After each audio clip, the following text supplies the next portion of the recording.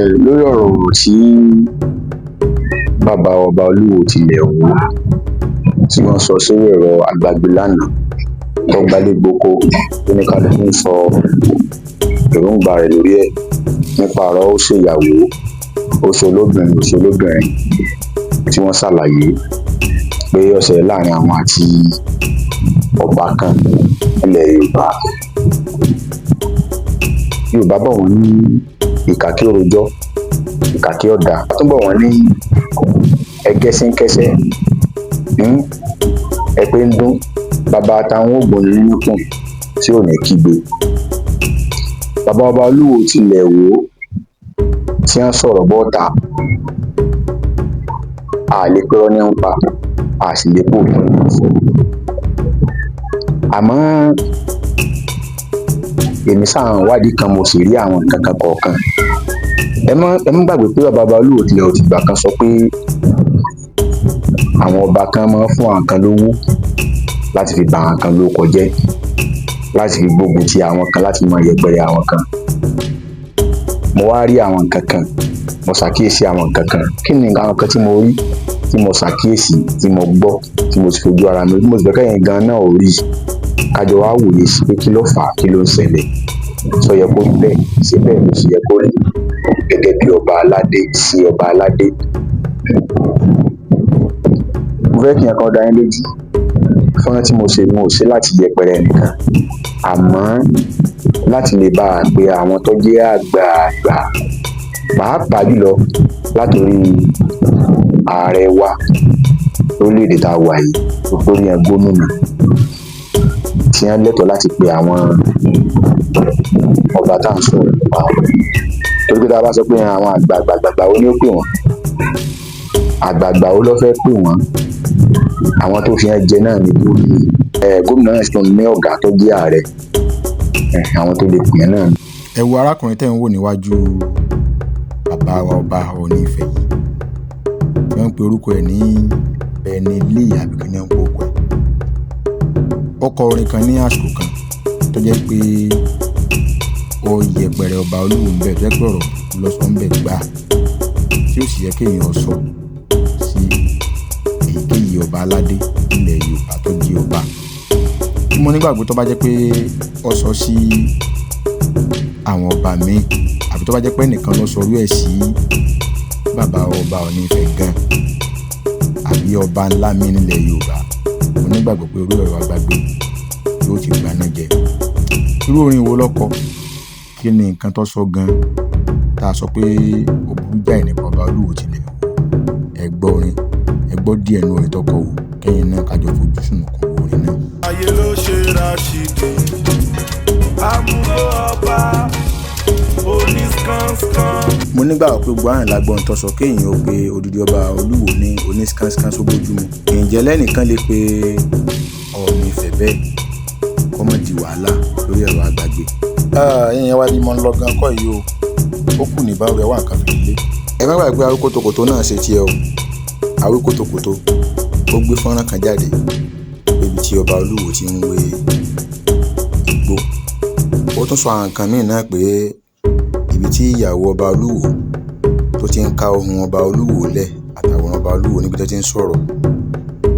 Kẹ́ẹ̀sì má gbàgbé lára ẹ̀sùn tí ọba Olúwo fi kan Ọọ̀ni ni pé nígbà tí arábìnrin táwọn lè kúrò ní ọ̀dọ̀ àwọn pẹ̀lú àwọn àṣemáṣe kọ̀ọ̀kan tí ń ṣe, pé Ọọ̀ni Ifẹ̀, wọ́n sọ pé Ọọ̀ni Ifẹ̀ ní sanwó ilé rẹ̀, àwọn ni wọ́n ń sàn àwọn kankan kọ̀ọ̀kan pẹ̀lú ẹ̀. Kódà wọ́n sọ pé ilé ìtura kan wọ́n jọ lọ́fẹ̀ẹ́ pé tí wọ́n bá sún àwọn kan kiri, àwọn sọ ilé ìtura tí wọ́n jọ wà ó kọ́ ilé ìtura àti bí wọ́n ṣe wà ń bẹ̀. Tẹ́wárí tó wọ́n ń ṣe àwọn kàyéfì ni wípé Awíkóńkó tó gbé fọ́nrán pé ibi tí ọba Olúwo ti ń gbé tó ní ọba Olúwo ń wégbó jáde àti ọba Olúwo ń báyàwó wọn sọ̀rọ̀. Ìbéèrè tí a ní pé tó bá jẹ́ pé ibi tí ìlú ti da àbí tó bá Olúwo bá fẹ́ fa ọ̀rọ̀ èdè tó yẹ kí wọ́n fàdé, ó yẹ wọ́n ó béèrè lọ́wọ́ Awíkóńkó pé níbo ló ti rí fọ́nrán tí ó ń gbé jáde síta, ta ló fún un ní fọ́nrán, níbo ló ti rí. Àbí ó ń bá wọn gbé inú ààfin ọba Olúwo tilẹ̀ Ìwó ni kó tó tó di pé ìjà wáyé láàrin olórí Channelsy àti ọba Olúwo. Padà sí ọ̀dọ̀ Benny Lee tí ọkùnrin àbùkù ọba Olúwo. Ẹjẹ́ àjọ ohun tí Benny Lee gbé sórí ẹ̀rọ àgbàgbé lórí ìkànnì rẹ̀ yìí. Ó ní dọ́là tó ti wọlé o bá mi olórí aládé gbogbo àgbáyé. Ọjà jájú, I never know wetin this one is for yet, but the zero plenty. Ẹni ẹ̀ wò kí ni owó eléyìí ṣe fún ọdún ọlọ́jọ́ ni. Tẹ́ bá sì wo gbólóhùn tọkọ yìí, ó tún ti wọlé tọ́já sí pé bó ṣe máa wọlé tẹ́lẹ̀tẹ́lẹ̀. Ẹ̀yin yẹn wá kò pín síbẹ̀ o. Kí ni nǹkan tí ó tún ní wọ́n fẹ́ ṣe fóun? Ẹjẹ́ àfarabalẹ̀ ká tún wò síwájú sí. Ẹ tún wo eléyìí náà, sẹ́rí pọ́kọ́ fúnra rẹ̀ pé top member of the paid blogger from Palace of Ọọ̀ni Ifẹ̀. Ẹ̀yin náà rí báyìí, oníkèé wá sí pé blogger lásán lòun o, ó ní paid entertainment and musician. Ẹ̀yin náà wò, ẹ̀yin ẹ̀tún rògò, ẹ̀yin ọ̀tá ilẹ̀ Yorùbá, àwọn olùtá ilẹ̀ Yorùbá, dọ́là mi ti wọlé lálẹ́ àná fún kínní. Dọ́là fún kínní. Kò pín síbẹ̀ o, kò pín síbẹ̀. Ẹ tún gbọ́ nǹkan tó ní wọ́n fẹ́ ṣe fóun. Gbogbo àwọn nǹkan yìí iṣẹ́ wo ló ṣe fún wọn tó báyìí. Ẹ̀yin yẹn jẹ́ àṣẹ làákàyè, ẹ farabalẹ̀ ó tó kù. Ẹ dákun sí lórí orin kíkọ náà ní gbogbo eléyìí. Ó tún sọ pé wọ́n fẹ́ ra mọ́tò fóun, pé mọ́tò wo ni òun fẹ́. Ṣé lórí orin kíkọ náà lélẹ́yìí? Sóò nìkan ní ọ̀kọ̀ọ̀kọ̀ kọrin. A sọ pé gbogbo ohun tí ẹ ń ṣe yìí, gbogbo táwọn èèyàn ń ṣe láti máa bu ọba Olúwo àbí láti máa tàbùkù àwọn ẹlẹ́sìn Mùsùlùmí ilẹ̀ Yorùbá kì í ṣe bí wọ́n ń ṣe lásán. Wọn ò sí nítorí kan pé èyí tí ẹ ń gbà bẹ́ẹ̀ lọ. Ó tún kú o, kò tí ì lọ. Ẹ wá wọkọ̀ tó ní kí wọ́n rà fóun. Ẹ̀yin náà wo iye ọkọ̀ tó ní kí wọ́n rà fóun. Ọkọ̀ 90 mílíọ̀nù 90 mílíọ̀nù naira pé ọláyé ọba wù ú nínú òkú bí ajá. Ẹ̀wọ̀n tó tún wá fi parí ẹ̀, olórí aládé gbogbo àwọn Jésù àti Ànábì Muhammad sallallahu alaihi wasallam lọ. Ẹ̀yin náà ti rí nǹkan báyìí. Kélédù àkọsọ àánú wa.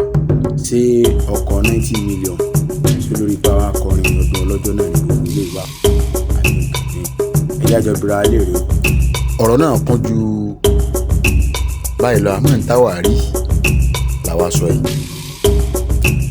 Gbogbo ọ̀rọ̀ tí ọba Olúwo sọ tàpátá ń tó rọrùn ni. Ẹni kí bàbá Ọọ̀ni náà kán ló ṣe press conference bí wọ́n sọ pé gbogbo tó Olúwo sọ irọ́ pátá ni, kò rí bẹ́ẹ̀. Kán ló sì mú ẹ̀rí tó múnádóko wá láti fi takò ọba Olúwo. Wọ́n wíwá kí blogger kan àbí ọba aládé pálí kan wà bọ́ta yọ wà mọ́ pé kíní kan Olúwo